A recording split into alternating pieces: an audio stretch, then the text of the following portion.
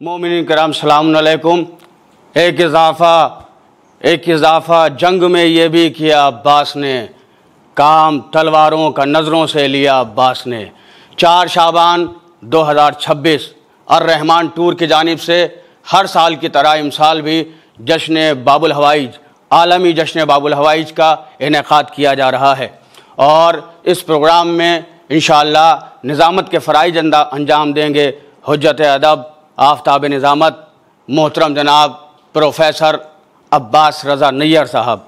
अर्रहमान tour की जानिब से ये प्रोग्राम मुनक़िद किया जाता है और इंशाअल्लाह ग्राफ एजेंसी पर यह प्रोग्राम सारी दुनिया में लाइव दिखाया जाएगा।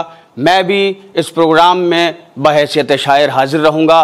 मैं बहुत शुक्रगुज़ार हूँ मोहतरम इज़्ज़त माब मौलाना अता हैदर साहब क़िबला का कि वो गाज़ी अब्बास की बारगाह में करबला में इतना आलीशान जश्न मुनक़िद करते हैं। फ़क़त वस्सलाम व रहमतुल्लाहि व बरकातुहू।